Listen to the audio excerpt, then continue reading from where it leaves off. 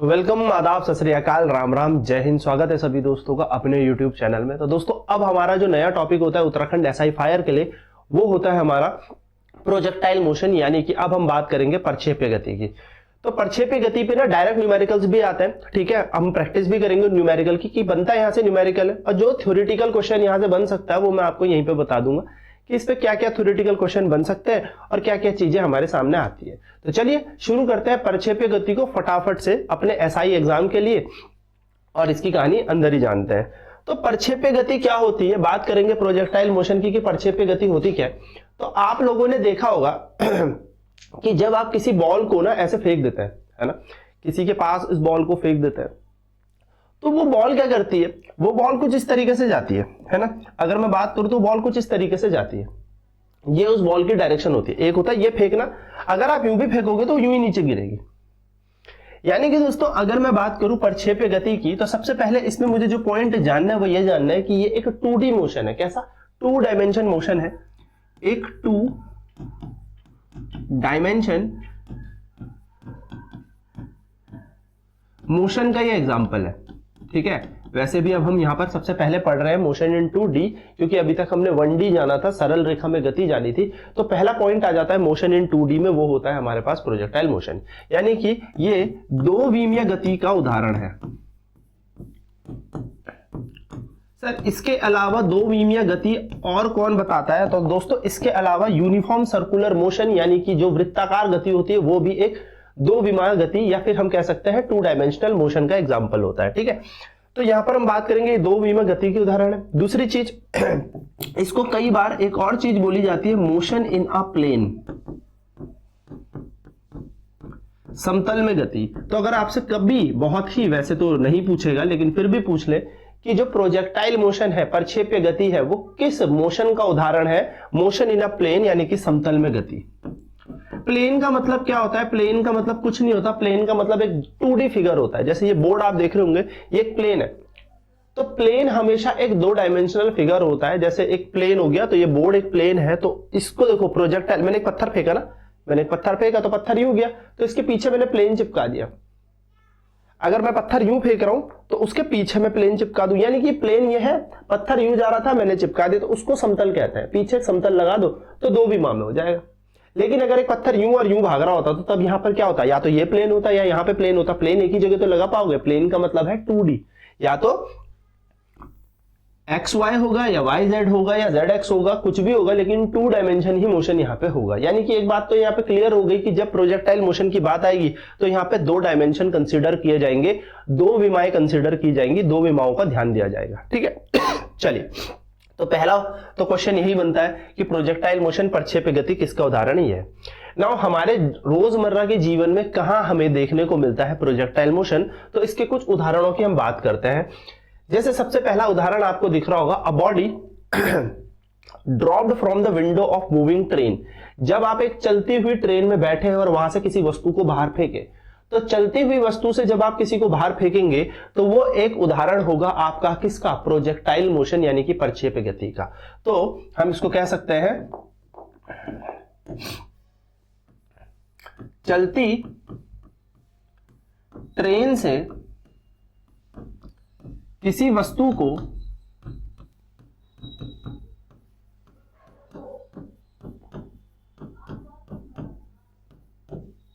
फेंकना, ठीक है। चलती ट्रेन से किसी वस्तु को फेंकना। ये ट्रेन चल रही है, आपने किसी वस्तु को बाहर फेंका, तो कैसा मोशन हो जाएगा? प्रोजेक्टाइल मोशन हो जाएगा। कौन सा हो जाएगा? मोशन इन अ प्लेन का ये उदाहरण है, ठीक है। पहले इसको उदाहरण समझ लेते हैं। A bomb release from an aeroplane in flight. देखो, जो कोई एरोप्लेन जा रहा है, फाइटर प्लेन जा रहा है, और वहां से एक बॉम्ब रिलीज होगा, अगर ऐसा कोई क्वेश्चन बने तो किसका उदाहरण है? प्रोजेक्टाइल का है। यानी कि हम इसको कह सकते हैं एरोप्लेन से, हवाई जहाज से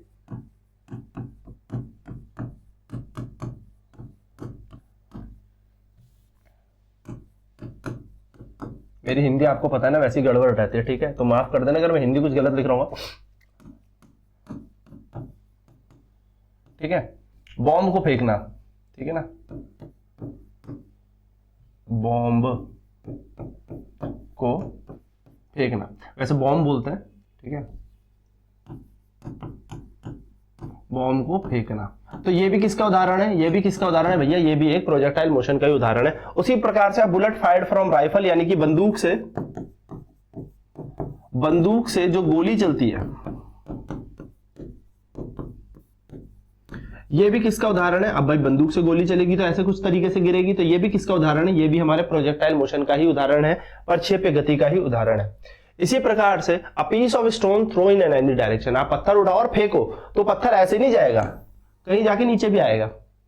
तो आप यहां पर प्लेन लगा दो, हो गया ना प्रोजेक्टाइल मोशन का उदाहरण। देखो ये नीचे भी आ रहा है, कुछ आगे भी तो गया, तो 2D डायमेंशन हो जाएगा। हम समझेंगे पूरी की पूरी कहानी को कैसे 2 डायमेंशन में होता है, बट बस अब इसका एग्जांपल समझ लो। तो क्या बोल सकते हैं, पत्थर को किसी भी दिशा में फेंकना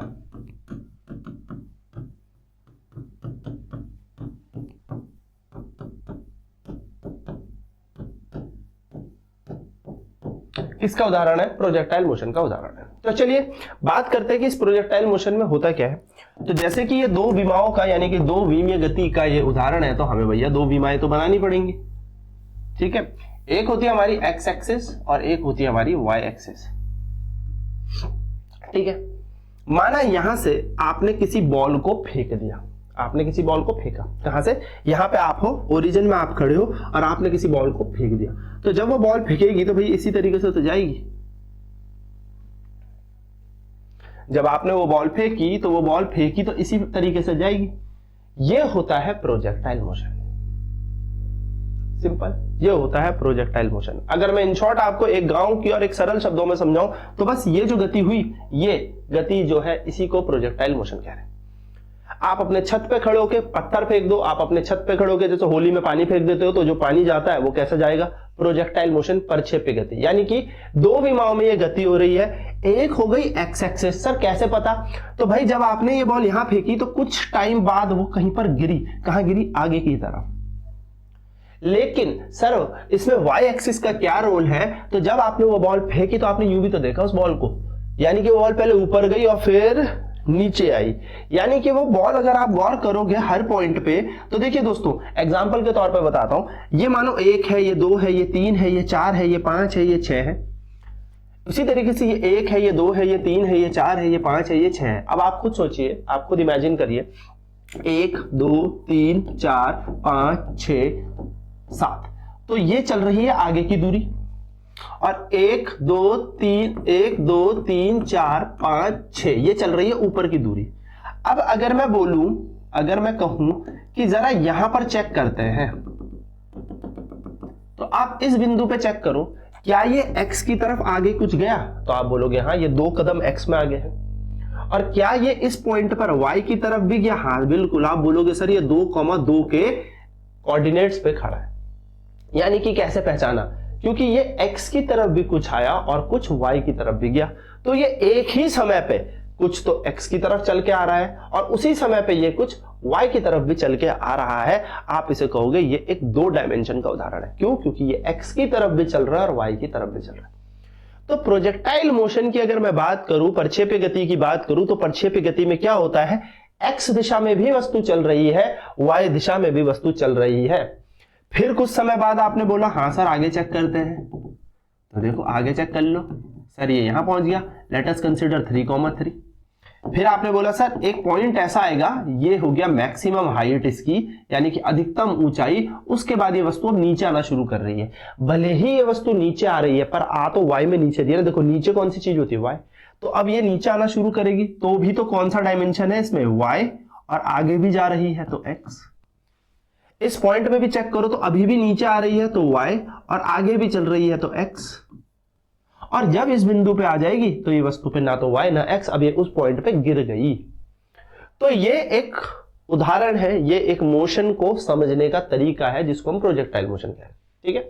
क्योंकि हम कंपटीशन के पॉइंट पे पढ़ रहे हैं तो हम मेन उन्हीं चीजों की बात करेंगे जो होती हैं। स्कूल की बात होती तो बहुत सारी चीजें इसमें हम समझते हैं, ठीक है। लेकिन कंपटीशन के लिए अपन को मेन चीजें ही निकालनी होती है, जूसअप निकालना होता है, क्योंकि सिलेबस बहुत सारा है और समय बहुत कम है पढ़ने के लिए, ठीक है। तो हम मेन चीजें और सारी उन बिंदुओं पर बात करेंगे जो अपने पॉइंट पाएंगे, अपना काम बन जाएगा, जिनसे खत्म कहानी। तो ये सारी की सारी कहानी है प्रोजेक्टाइल की। चलिए आगे बात करते हैं। तो दोस्तों मैंने आपको कहा था कि कभी भी कोई वस्तु अपने आप तो हवा में ऊपर जाने नहीं वाली, या फूंक मार के तो जाएगी नहीं, आप उसको फेंकोगे। अब फेंकने के लिए क्या दोगे, वेग दोगे। आप कभी भी किसी भी चीज को अगर फेंकोगे तो आपको स्पीड देनी पड़ेगी, फोर्स देना पड़ेगा उसे, तो यानी कि आप वेग दे रहे हो, क्या दे रहे हो, वेलोसिटी दे रहे हो। ऐसे पकड़ के कभी नहीं जाएगी, आपको फेंकना पड़ेगा, ले पकड़। जैसे पैकेट होता है चिप्स का, ले पकड़, बॉटल होते पानी की, ले पकड़। तो ये सारे प्रोजेक्टाइल मोशन ही तो है, लेकिन हमें फेंकना पड़ता है, खुद तो नहीं जाएगी ना, यूं छू ऐसा होगा, ऐसे नहीं होगा, है ना, खुद तो जाने नहीं वाली। तो हमें क्या करना पड़ेगा, हमें इस पे एक इनिशियल वेलोसिटी देनी पड़ेगी। क्या देनी पड़ेगी, इनिशियल वेलोसिटी, यानी कि एक प्रारंभिक वेग फेंकना पड़ेगा। यहां से माना रास्ता कुछ यूं था और आपने यहां से फेंका कुछ थीटा एंगल में, ठीक है। आपने इस एक्स के साथ कितने एंगल में फेंका, थीटा एंगल में। किसको फेंका, किसी वस्तु को फेंका। सर कितने वेग से फेंका, तो यू वेग से आपने इस वस्तु को फेंका, यू वेग से। कितने वेग से दोस्तों, यू वेग से। आपने इसको पकड़ा और किसी स्टार्टिंग वेलोसिटी से फेंका। अरे 2 मीटर पर सेकंड से यूं फेंक दिया, 5 मीटर पर सेकंड से यूं फेंक दिया, ले पकड़ चिप्स का पैकेट, कुछ स्पीड से तो फेंका होगा। आपने हॉरिजॉन्टल के साथ क्या एंगल बनाया, थीटा एंगल बनाया। आपने ये उसको यूं दे दिया, क्या दे दिया, यू, तो कुछ एंगल बनाया, थीटा एंगल बनाया। थीटा को बोलते हैं एंगल ऑफ प्रोजेक्शन, प्रक्षेप्य कोण, ठीक है, बात करेंगे इसके ऊपर भी। अब ये वेग इस वस्तु को आगे भी लेके जा रहा है और ऊपर भी लेके जा रहा है। यही वेग तो वस्तु को आगे भी लेकर जा रहा है और ऊपर भी लेके जा रहा है।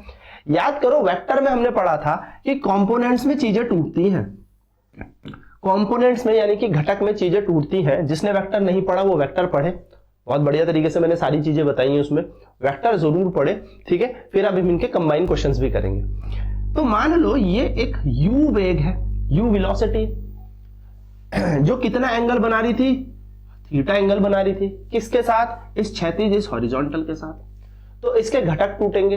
भाई ये वस्तु कुछ आगे भी जा रही है और कुछ ऊपर जा रही है, तभी तो ये टेढ़ी बीच में जा रही है। तो मैंने आपको बताया था कि जिस साइड के साथ थीटा एंगल चिपका होता है वो होती है u cos थीटा, और जिस साइड के साथ थीटा नहीं होता वो होता है u sin थीटा। यानी कि यहां पर दो वेग हैं जो इस वस्तु को आगे की तरफ और ऊपर की तरफ ले जा रहे हैं। तो जो ऊपर की तरफ वेग इसको ले जा रहा है वो है u sin थीटा, क्योंकि इसके साथ थीटा नहीं चिपका, और जो आगे की तरफ इसको ले जा रहा है वो है u cos थीटा।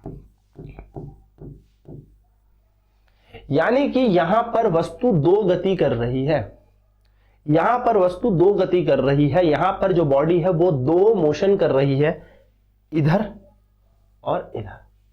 और जब हम इन दोनों को जोड़ दिया तो ऐसे ये बीच में चल रही है। ध्यान से सोचा ना, ये बॉडी आगे भी जा रही है, ये बॉडी ऊपर भी जा रही है। और जब हम दोनों ने इसको अकेले अकेले में सोचो तो ये वस्तु आगे भी तो जा रही है, यहां से देखो तो वस्तु ऊपर भी तो जा रही है। लेकिन जब हमने इन दोनों को जोड़ दिया तो ये बॉडी ऐसे में जा रही है। तो अलग अलग सिनेरियो में देखोगे तो ये एक स्ट्रेट लाइन मोशन यूं कर रही है, एक स्ट्रेट लाइन मोशन यूं कर रही है। लेकिन जब हमने इन दोनों को जोड़ा तो ये बॉडी डबल मोशन कर रही है, यानी कि आगे भी जा रही है और ऊपर भी जा रही है। आगे ले जाने वाला वेग है u cos थीटा, ऊपर ले जाने वाला वेग है u sin थीटा, ठीक ठीक है दोस्तों।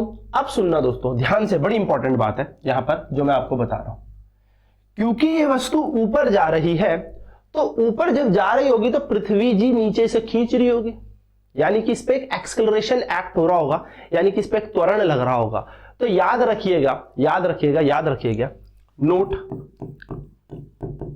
इस पे कोई हॉरिजॉन्टल एक्सलरेशन नहीं होता। यानी कि जब वस्तु प्रक्षेप्य गति करती है तो इसको क्षैतिज में, इस हॉरिजॉन्टली, नो एक्सेलरेशन, आगे जाने वाला कोई त्वरण नहीं है, आगे ले जाने वाला कोई त्वरण नहीं है, ठीक है। लेकिन ऊपर की तरफ एक त्वरण लग रहा है जिसका नाम है ग्रेविटी।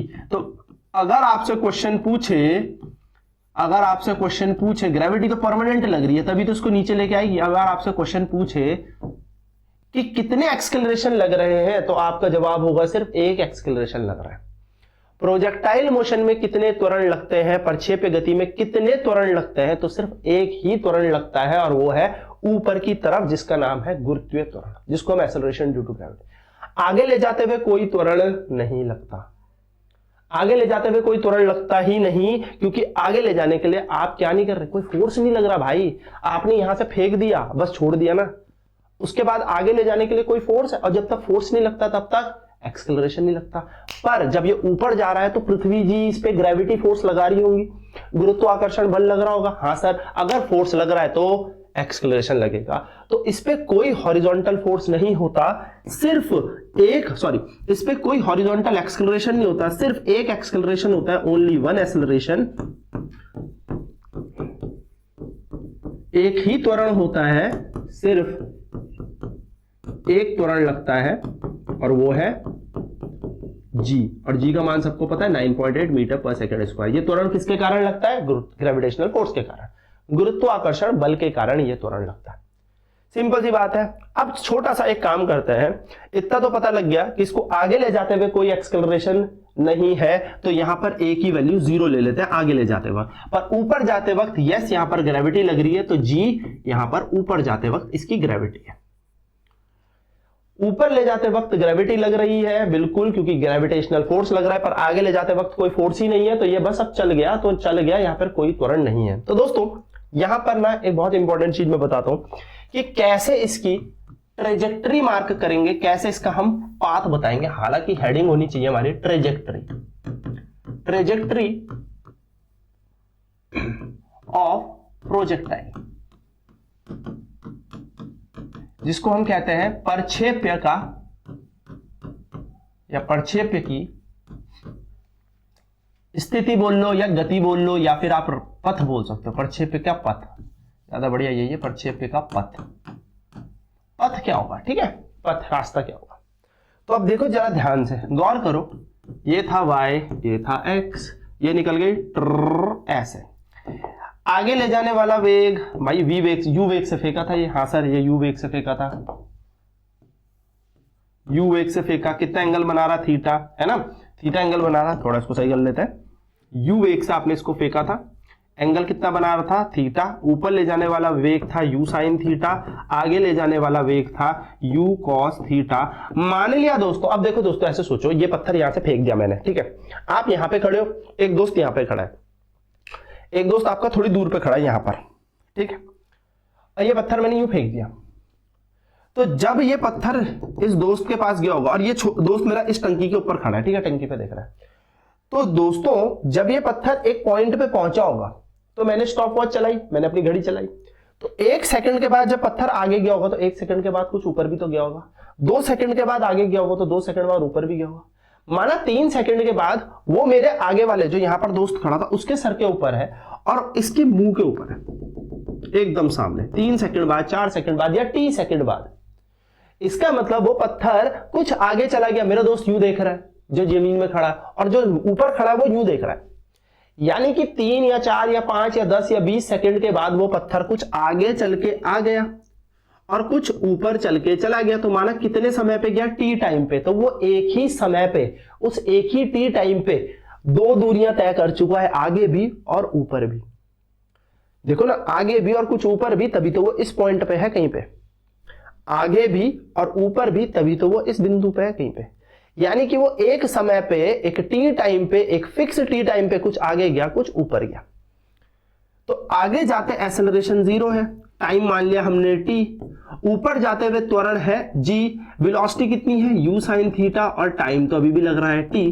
क्या यहां पर 2 मोशन हो रहे हैं? हाँ सर। कौन कौन से हो रहे हैं? एक तो ऊपर की तरफ, जिसको हम वर्टिकल मोशन कहते हैं, वर्टिकल यानी कि ऊपर की ओर, और एक हॉरिजॉन्टल हो रहा है यानी कि आगे की ओर।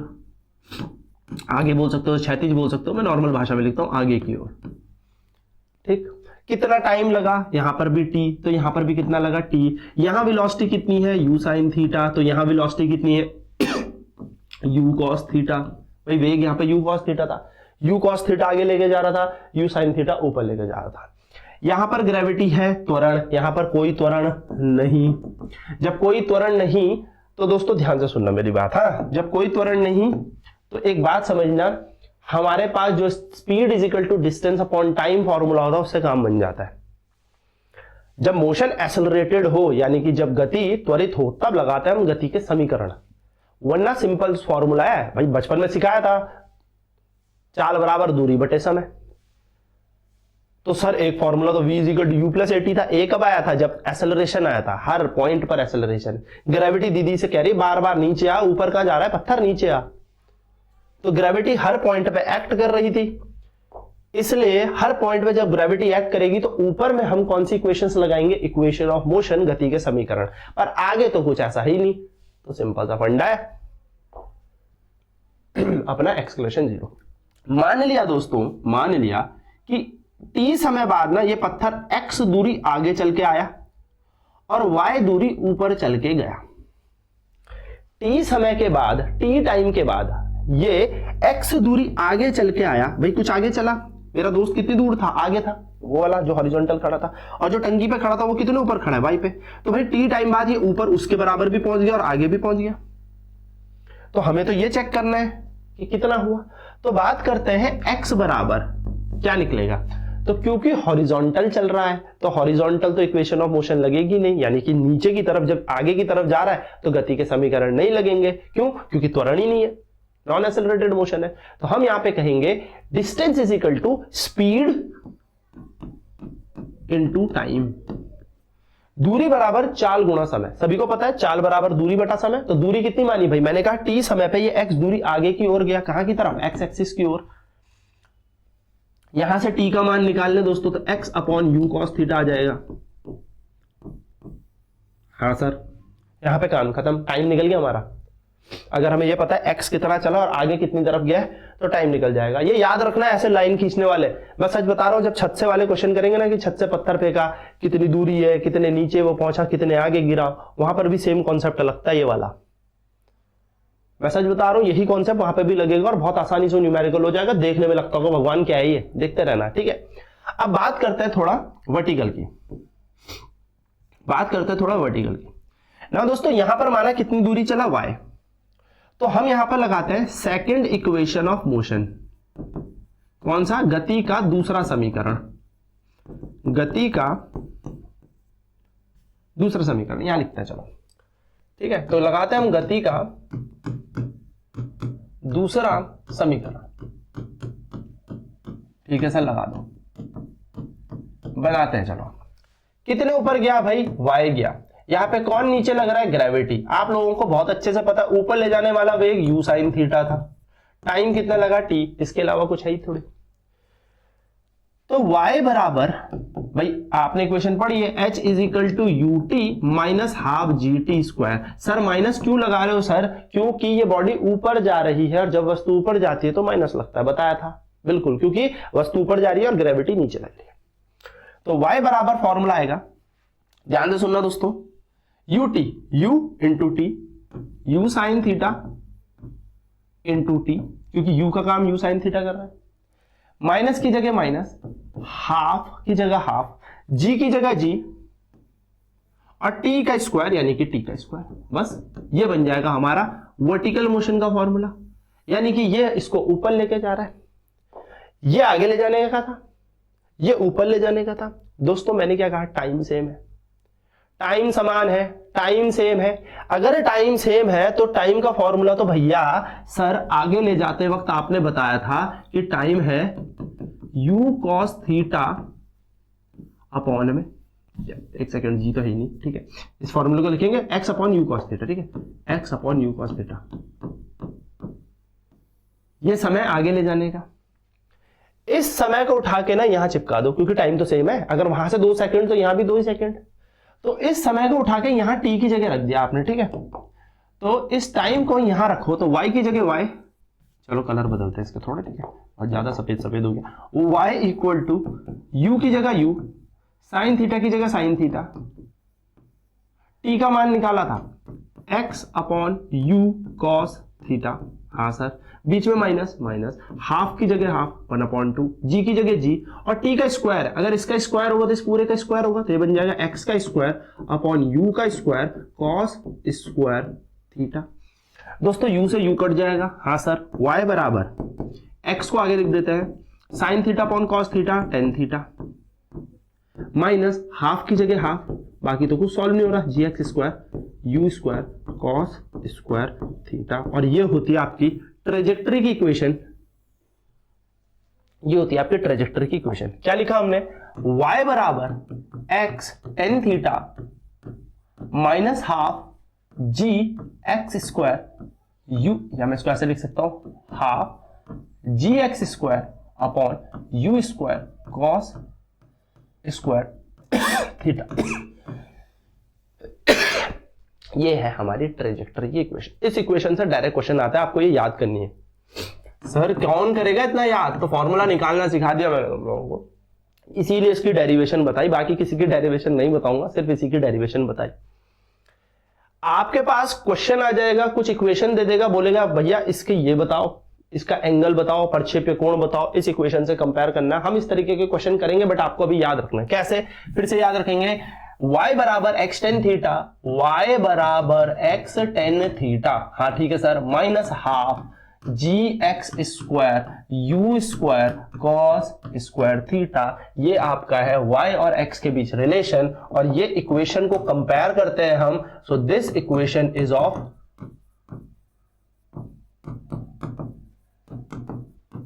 पैराबोला। ये पैराबोला की इक्वेशन है, यानी कि ये एक पैराबोला जिसको हम परवलयाकार कहते हैं। तो यह समीकरण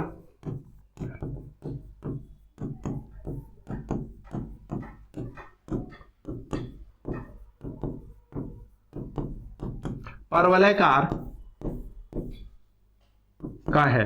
तो यह इक्वेशन जो है ये एक पैराबोलिक इक्वेशन है, पैराबोलिक इक्वेशन है। तो हम कहते हैं द पाथ ऑफ प्रोजेक्टाइल, यानी कि जो पथ है इसका, प्रक्षेप्य का, वो कैसा होता है,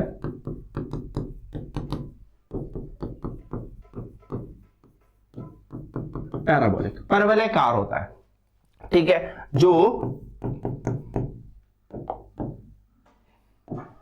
हम कह सकते हैं कि प्रक्षेप्य का पथ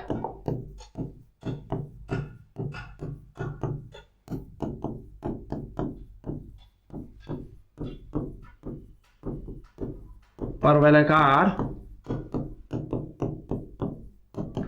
होता है। सिंपल। तो ये है इक्वेशन, ये आपको याद रखनी है, इस पर डायरेक्ट न्यूमेरिकल बनता है। कैसे ये इक्वेशन बनी आपको मैंने बता दिया कि आपको क्या करना है, कुछ हॉरिजॉन्टल कुछ वर्टिकल मोशन लेना है, कुछ क्षैतिज में और कुछ ऊपर की तरफ मोशन लो। दोनों में इक्वेशनों में टी निकाल लो। टी यहां से क्यों निकाला सर, क्योंकि आगे की तरफ एक्सेलरेशन नहीं है।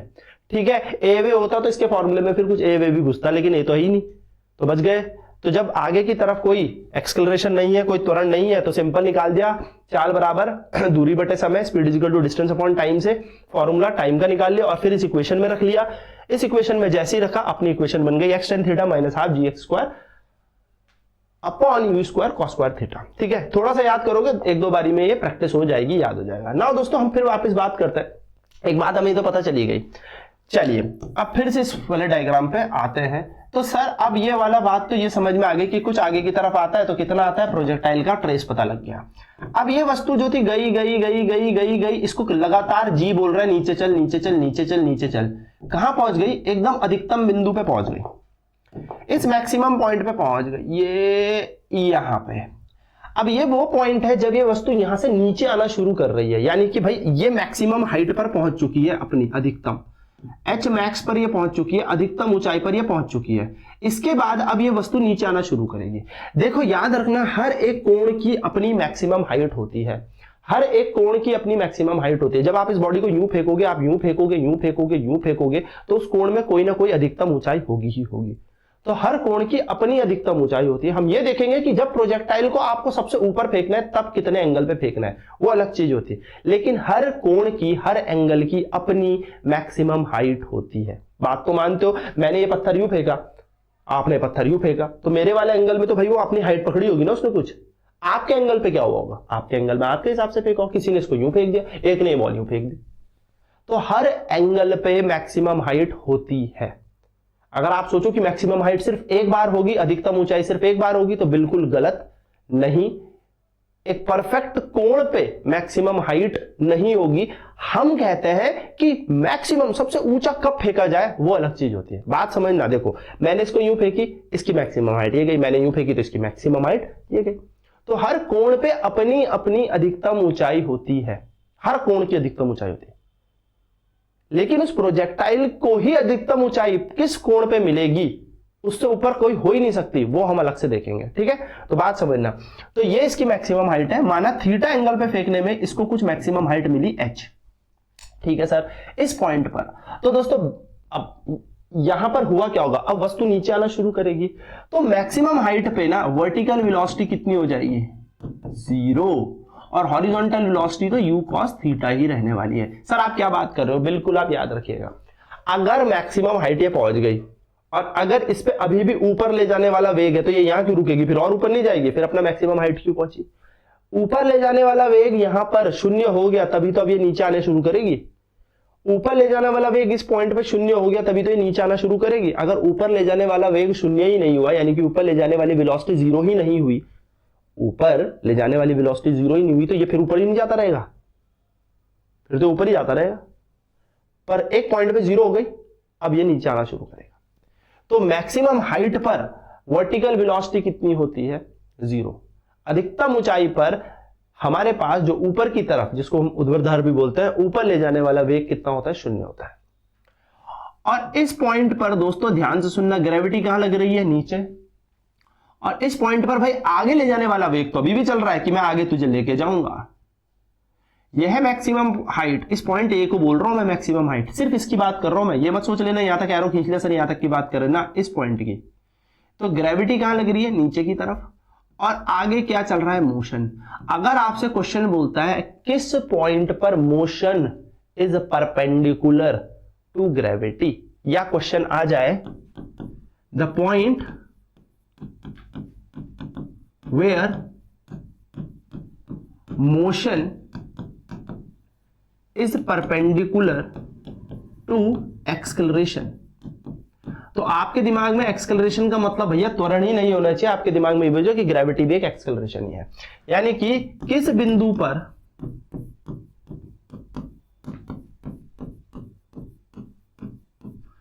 गति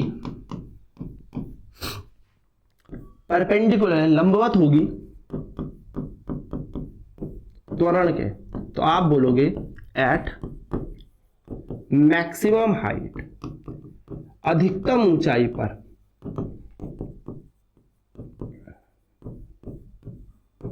अधिकतम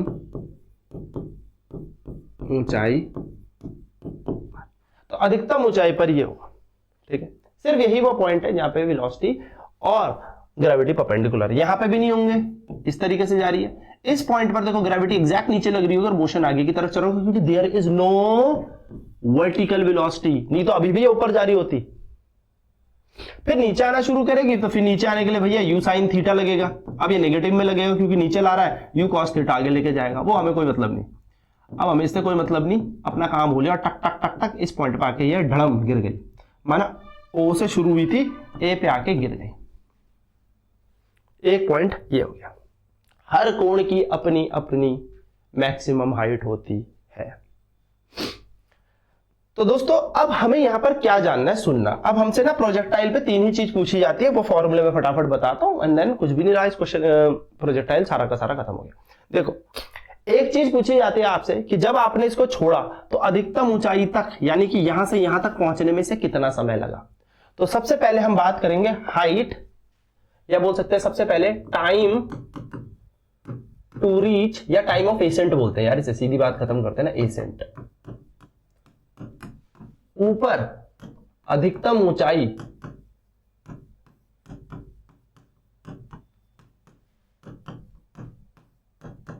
पर पहुंचने में का समय, कितना समय लगा इसे ऊपर पहुंचने में।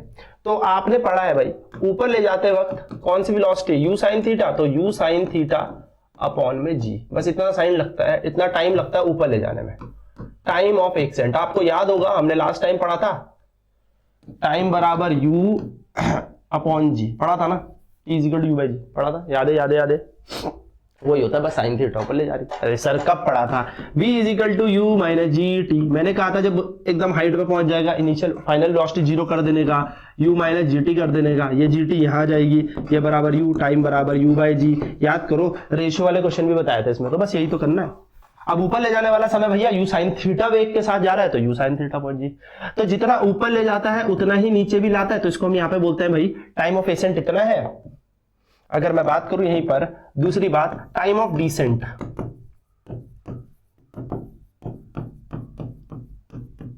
नीचे आने का समय,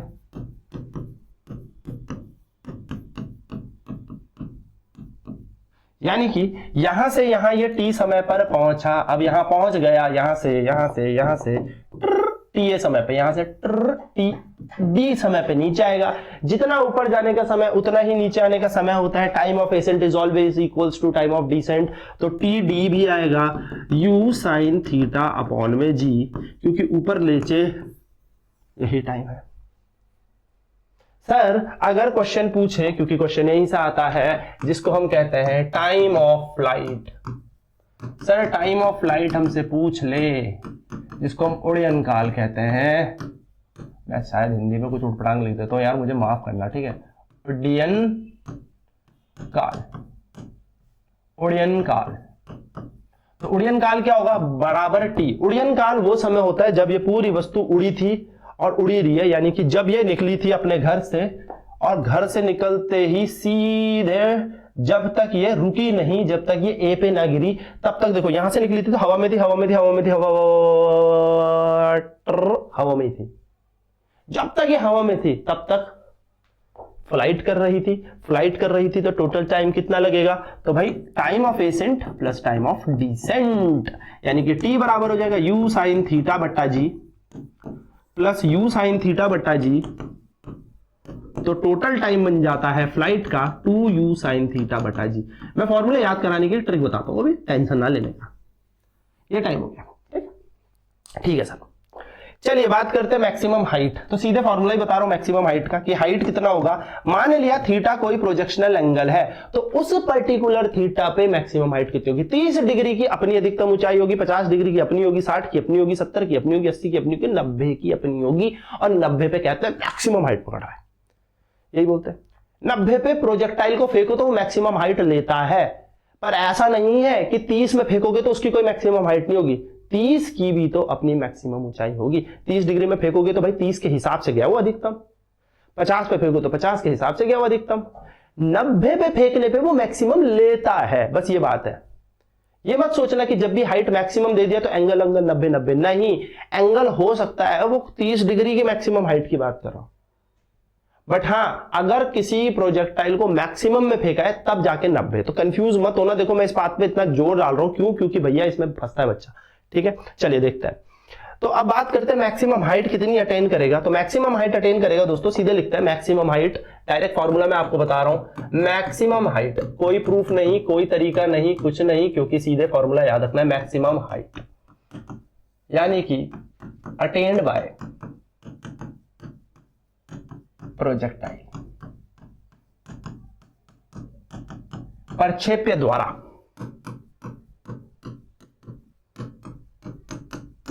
अधिकतम ऊंचाई।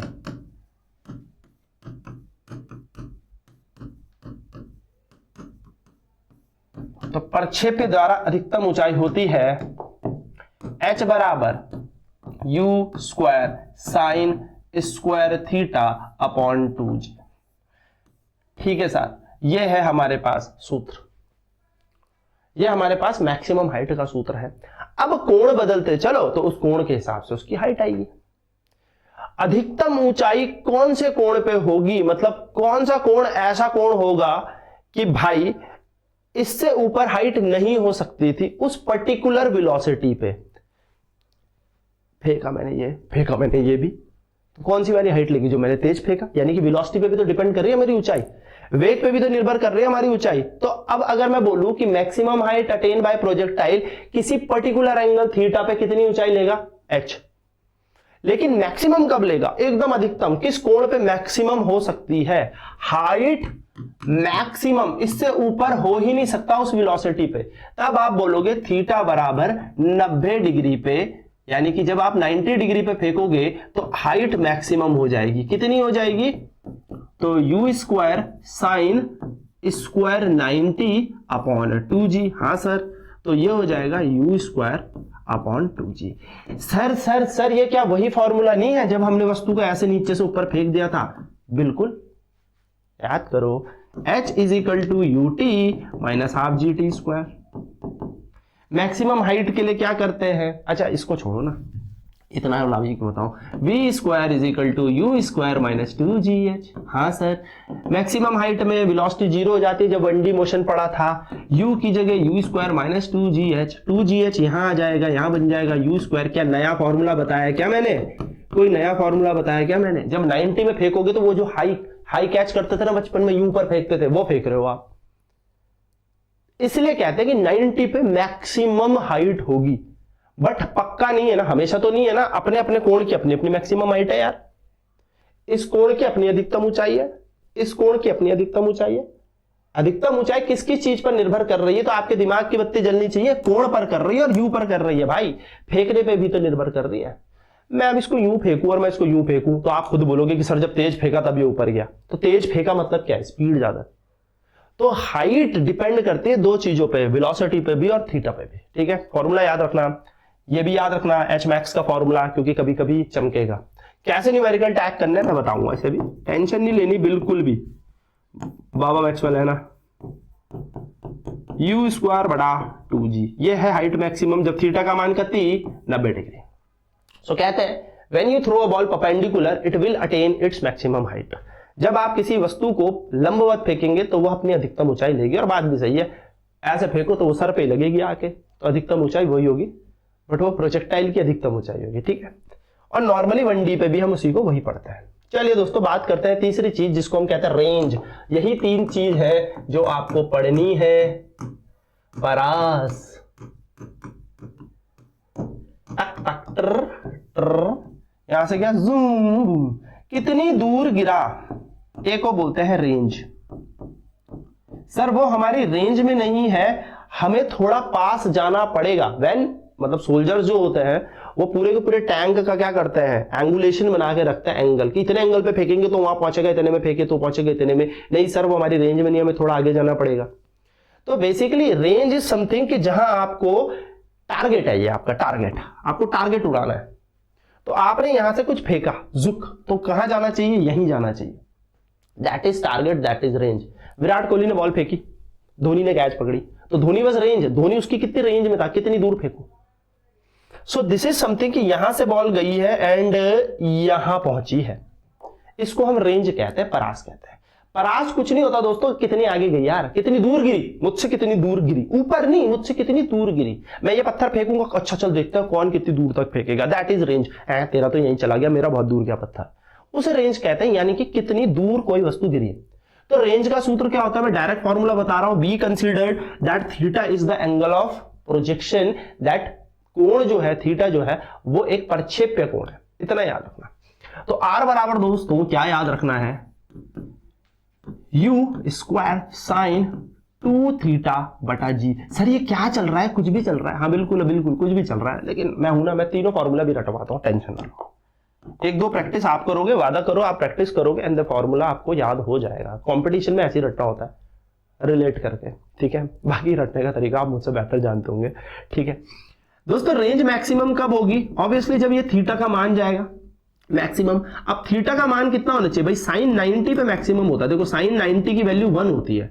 अब यहां ऑटोमेटिकली पहले से 2 बैठा है, पहले से 2 बैठा है, तो सर अगर मैं इस 2 को ऐसे तोड़ दूं तो 90 कैसे बनेगा? 90 गुणा समथिंग, यानी कि 2 90 बनाना है मुझे, 90 कैसे बनेगा? 2 गुणा 45 90। इसलिए हम कहते हैं कि थीटा की वैल्यू अगर 45 डिग्री है, यानी कि 45 डिग्री में आप फेंकोगे तो 45 डिग्री में उस वेलोसिटी का मैक्सिमम रेंज है, उस वेलोसिटी का। ये भी याद रखना, ऐसे नहीं कि हमेशा 45 में फेंकूंगा, तो एक छोटा सा बच्चा 45 का कोण बना के फेंक रहा और आप फेंक रहे हो 45 पे, तो बॉल उतनी दूर जाएगी। आपकी वेग भी तो अलग होगी, आपकी वेलोसिटी भी तो अलग होगी। अब एक यूं फेंक रहा 45 के कोण में, एक यूं फेंक रहा 45 के कोण में, तो समझदार हो कौन सी दूर जाएगी। वेग पे भी निर्भर करता है, वेलोसिटी पे भी डिपेंड करता है, एंगल पे तो कर ही रहा है। तो उस पर्टिकुलर वेलोसिटी पे, यानी कि उस निश्चित फ्रीक्वेंसी कह रहा हूं, उस निश्चित वेग पर जब आप किसी 45 डिग्री के कोण में फेंकेंगे तब वो उस निश्चित वेग का मैक्सिमम रेंज है, वरना रेंज तो हर किसी के लिए अलग है। ये 45 में फेंकू या ये 45 में फेंकू, समझदार हो, कौन आगे जाएगा? जो तेज फेंकोगे वो भी तो ज्यादा है, तो इस पे भी डिपेंड करता है, तो आपके वेलोसिटी पर भी ये डिपेंड करता है। तो साइन थीटा 45 हो जाएगा, तो रेंज विल बी मैक्सिमम, और वो बन जाएगी हमारे पास u square upon 2g, u square upon g, sorry दोस्तों, यू स्क्वायर अपॉन जी।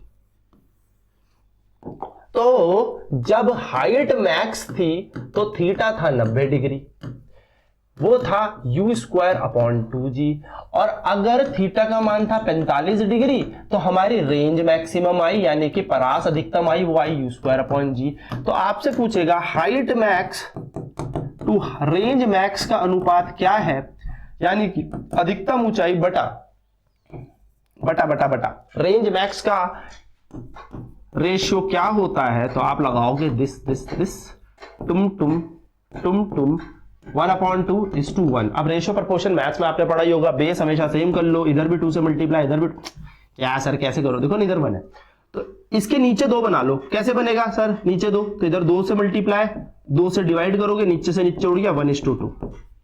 सर समझ नहीं आया, मैं समझाता हूं। याद है, हाइट मैक्स को ऊपर रखना दोस्तों, रेंज मैक्स को नीचे लिखना, और जो ऊपर है उसको ऊपर लिख दो यू स्क्वायर अपॉन 2g, जो नीचे है उसको नीचे लिख दो। अब तो कोई दिक्कत नहीं है, यू स्क्वायर अपॉन 2g। अरे गणित है यार, गणित कैसे भी काम करती है। यू स्क्वायर से यू स्क्वायर, जी से जी, रेशियो है 1/2। यानी कि आपको अनुपात याद रखना है, अधिकतम ऊंचाई बटा अधिकतम परास कब मिलेगी? जब 1/2 इनका अनुपात होगा। ऐसे भी याद रख सकते हो, ठीक है, बट ये अपने अपने पर्टिकुलर एंगल में है, ये भी याद रखना। ठीक है, तो अब मैं आपको एक ट्रिक बताता हूं, how to learn formulas, how to learn ये 3 फॉर्मूले, क्योंकि इन्हीं पर हमारा प्रोजेक्टाइल निर्भर कर रहा है। तो अपन को क्या करना है, देखो दोस्तों, जाते जाते मैं फटाफट से ये चीज भी बता देता हूं, क्योंकि बस अपना प्रोजेक्टाइल हो लिया खत्म। हमने पढ़ा टाइम ऑफ फ्लाइट, उड़न काल, फिर हमने पढ़ी परास, और फिर हमने पढ़ी, तुम्हें ऐसे लिखना है TRH, TRH, ये 3 ही चीज पढ़ते हैं। फॉर्मूले इनके सर बड़े बड़े होते हैं, साइन थीटा कॉस थीटा याद नहीं होता, रुक बना है। ऐसे लिखो यू साइन थीटा अपॉन में जी, लंबी सी सांस लेके आर के पास भी लिखेंगे यू साइन थीटा अपॉन में जी, और फिर से गहरी सांस लेके यहां पे भी लिखेंगे यू साइन थीटा अपॉन जी। आधी जंग आप जीत गए, यानी कि आपने टी लिखना है, आपने आर लिखना है, आपने एच लिखना है। TRH time of flight, T का मतलब है उड़न काल, आर का मतलब है रेंज, परास कितनी दूर जाती है, और हाइट का मतलब है कितनी हाइट ही अटेन करती है। तो आपने लिखा TRH। दोस्तों कुछ नहीं करना, बस अब सब पे यू साइन थीटा अपॉन जी लिख दो, यू साइन थीटा अपॉन जी लिख दो, यू साइन थीटा अपॉन जी लिख दो। अब सारा खेल 2 लगाने का है, 2 लगाने का। तो जब पहले बार लगा रहे हो तो एक बार 2 लगाओ आगे, बस बात खत्म। जब दूसरी बार लगा रहे थे तो ये 2 एक जंप करके ऊपर चला गया, और दूसरी बार लगा रहे हो तो एक 2 यहां पे भी लगाओ। 1-2 बार लिखोगे, याद हो जाएगा। मैं कोई रॉकेट साइंस नहीं दे रहा हूं, मैं एक नॉर्मल तरीका बता रहा हूं जैसे मैंने याद किए थे अपने टाइम पे। फिर यहां पर भी लगा दो। अब ये 2 यहां था, फिर ये ऊपर वापस चढ़ा दो और नीचे यहां लगा दो, खत्म कहानी आपके फॉर्मूले में है। ये क्या था? तो यही तो थे। आपने लिखना है TRH, आपने हर जगह लिख देना है यू साइन थीटा बटा जी, यहां पे भी लिख देना है यू साइन थीटा बटा जी, और यहां पे भी लिख देना है यू साइन थीटा बटा जी। सर अब क्या करना है? कुछ नहीं करना, एक बार 2 यहां लगा दो। अब ये 2 जंप करके ऊपर चला गया, तो दूसरी बार लगा रहे हो तो यहां भी लगाओ, फिर यहां तो था ही, ये ऊपर जंप करके जाएगा और ये नीचे 2 लगाओ। भाई हर बार ये 2 आगे जंप करके गया, जैसे ये जंप कर रहा है तो एक 2 इसके बीच में डाल दिया, फिर ये यू स्क्वायर ऐसे ही रहा, साइन था, ये जंप करके ऊपर गया तो साइन स्क्वायर बन गया, और जब स्क्वायर तो तब नीचे लगाओ। बस ऐसे याद कर लो। कैसे सर? TRH। अब मैं फटाफट बताऊंगा, यू साइन थीटा अपॉन में जी, इधर भी यू साइन थीटा अपॉन में जी, यहां पर भी यू साइन थीटा अपॉन में जी। हाँ सर, एक बार 2 यहां लगाने का, एक बार 2 यहां लगाओ, फिर यहां लगाओ, अब ये यहां लगाओ, इसके ऊपर लगाओ, इसके यहां लगाओ। सर ये ऊपर क्यों हो रहा है? देखो ना, मैंने क्या बोला, 2 जैसे जंप करके गया अगले बारे में तो यू का स्क्वायर हो गया। अब दूसरी बार आ गई, पहली दूसरा नंबर, दूसरे नंबर में दूसरी बार 2 बार 2 है, तीसरे नंबर में 3 बार 2 है, बस बात खत्म। सर सर सर एक बार और सीखोगे, मजा आ रहा है यार मुझे। TRH, इसमें लिखो यू साइन थीटा अपॉन में जी, इसमें लिखो यू साइन थीटा अपॉन में जी, तीनों में लिख दो u sine theta upon g. Theta याद रखेंगे दोस्तों, प्रोजेक्शन एंगल है, 2, फेंक दो ऊपर 2, तो यहां लगा दो 2, यहां लगाओ 2, फेंक दो ऊपर 2, यहां लगा दो 2, खत्म। ये 3 फॉर्मूले हमारे पास है and this is the formulas of time, range and height. ठीक है, तो इस तरीके से आपका ये प्रोजेक्टाइल होता है पूरा का पूरा समाप्त। और सबसे बड़ी इक्वेशन जो आपको याद करनी थी वो आप कभी भूले ना, वो आपको ये याद रखनी है,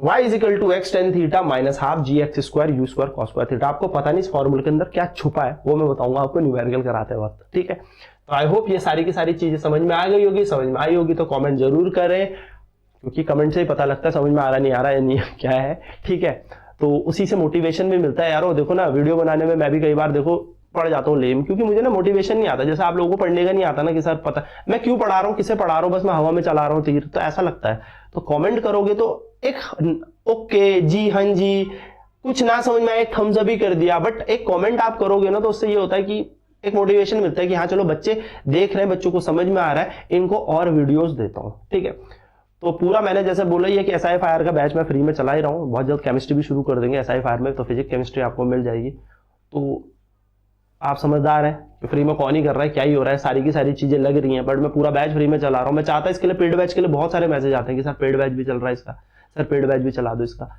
पर मैंने कहा सेम टू सेम चीज मैंने वहां पे भी पढ़ानी है, तो आप क्यों पे करोगे। ठीक है, तो आप समझदार हैं, बस एक कमेंट मांग रहा हूँ। कमेंट में भी मेरे ख्याल से आप जब पूरी वीडियो देखते हो तो सिर्फ कमेंट करेंगे, और कमेंट से कुछ नहीं होता, मुझे आइडिया लग जाता है कि बच्चों को समझ में आ रहा है या नहीं आ रहा है, दैट्स इट। ठीक है, बाकी मिलता हूं आपसे नेक्स्ट वीडियो में एक क्वेश्चंस के साथ, जिसमें वेक्टर्स के क्वेश्चन करेंगे, प्रोजेक्टाइल के करेंगे। तो आपके इसी के साथ 2D का एक पार्ट खत्म हो गया। 2D में हम यूनिफॉर्म सर्कुलर मोशन की तरफ बढ़ेंगे आगे। ठीक है, तो मिलता हूं आपसे नेक्स्ट क्लास में। Till then bye bye, take care, over and out, जय हिंद, गॉड ब्लेस यू ऑल।